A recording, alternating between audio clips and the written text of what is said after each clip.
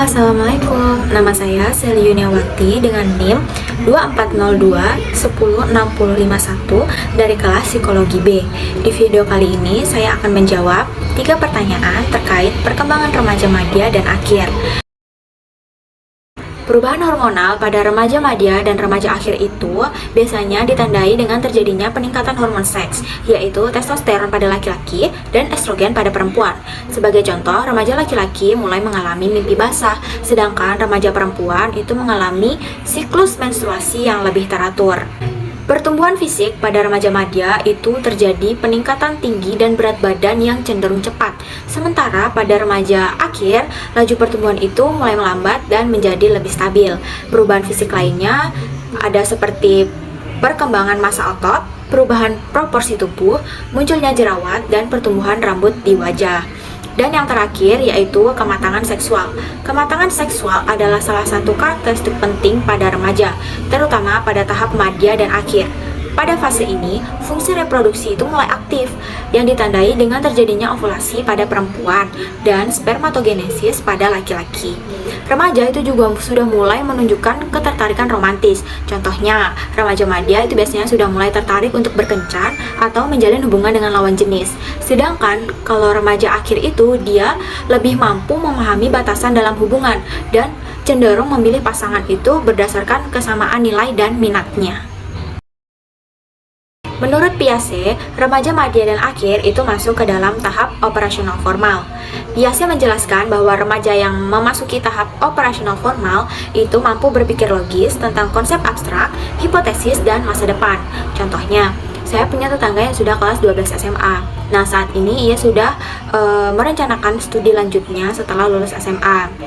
Ia ingin kuliah tapi masih bingung di jurusan apa gitu. Nah, akhirnya ia mulai mencari tahu tuh apa minatnya, apa potensi dirinya, dan gimana juga prospek kerja ke depannya. Lalu Elkin mengembangkan konsep egosentrisme remaja milik Piaget yang menjelaskan bahwa remaja itu cenderung sangat memperhatikan dirinya sendiri dan kesulitan membedakan pikiran mereka sendiri dengan pikiran orang lain. Dua konsep penting dalam teori ini adalah audience imaginer dan fabel pribadi. Audience imaginer artinya remaja percaya bahwa mereka itu selalu menjadi pusat perhatian dan orang lain sangat memperhatikan penampilan dan perilaku mereka.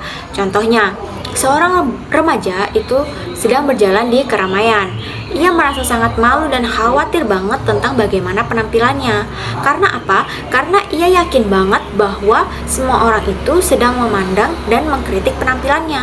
Padahal sebenarnya orang lain pun tidak terlalu peduli juga dengan penampilannya seperti itu. Sedangkan fabel pribadi artinya remaja merasa bahwa pengalaman mereka itu unik dan gak ada orang lain yang pernah merasakan hal yang sama. Contohnya, seorang remaja tuh mungkin aja percaya bahwa cuma dia aja yang pernah mengalami patah hati yang begitu mendalam. Ia merasa bahwa itu adalah pengalaman yang sangat unik dan gak ada orang lain yang paham gitu apa yang dia rasakan. Pertama-tama, hal yang bisa kita lakukan yaitu dengan penguatan komunikasi terbuka antara remaja dengan orang tua atau guru. Nah, dengan begitu dapat membantu mereka untuk mengekspresikan perasaan tanpa takut dihakimi. Contohnya nih, orang tua bisa mengadakan sesi curhat rutin setiap malam tentang kegiatan sehari-hari atau tentang masalah yang sedang dialami oleh anak. Nah, yang kedua, itu kita bisa menerapkan pendidikan keterampilan sosial melalui program sekolah atau komunitas, misalnya pelatihan empati dan kerjasama tim. Hal itu bisa mengurangi konflik antar sebaya, contohnya seperti kegiatan kelompok diskusi atau juga proyek sosial. Nah, yang ketiga itu pemanfaatan teknologi secara bijak. Media sosial itu sering banget jadi sumber kecemasan remaja.